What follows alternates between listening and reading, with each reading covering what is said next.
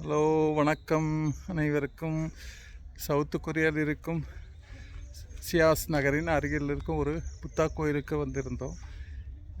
இன்று ஞாயிற்றுக்கிழமை விடுமுறை என்பதனால் சுற்றுலா பயணிகளை கொஞ்சம் பேரை பார்க்க முடிகிறது. மற்ற நாள்கள் பார்த்தால் இங்கே ஆட்கள் குறைவாகத்தான் இருக்கிறார்கள். இது எனக்கு முன்னாடியே இந்த சின்ன சின்ன கற்களை அடுக்கி வைக்கும் பழக்கம் நம்ம தமிழ்நாட்டிலும் நம்ம இந்தியாவிலும் இந்த கலாச்சாரத்தை பார்த்திருக்கிறோம். நாம் ஏதேனும் ஒரு கோரிக்கை வைத்தால் கடவுளிடம் நிறைவேற்றி தர இந்த கற்களை அடுக்கி வைத்து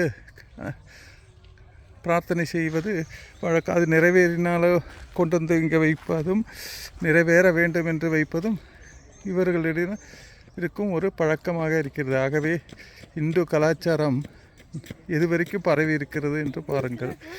எனக்கு இது வியப்பாகவும் இருந்தது, ஆனால் ஒரு சந்தோஷமும் இருந்தது.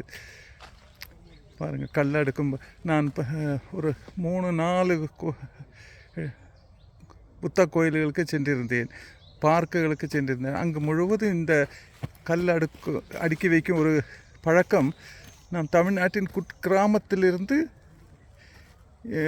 தொழில்நுட்பத்திலும் மிகப்பெரிய வளர்ச்சியை பெற்ற கொரியா, ஜப்பான் போன்ற நாடுகளில் இதை காண்பது வியப்பாகவும், எவ்வளவு நம்முடைய கலாச்சாரம் எந்த அளவுக்கு தெற்காசியா முழுவதும் பரவி இருந்தது என்பதற்கு இது ஒரு சின்ன ஒரு சான்று. இதே போல் பல சான்றுகளை நாம் தெற்காசிய நாடுகளில் பார்க்கலாம். உலகத்தின் இந்த பகுதிகளில் இந்து கலாச்சாரத்தின் தாக்கம் அதிகமாக பார்க்க முடிகிறது.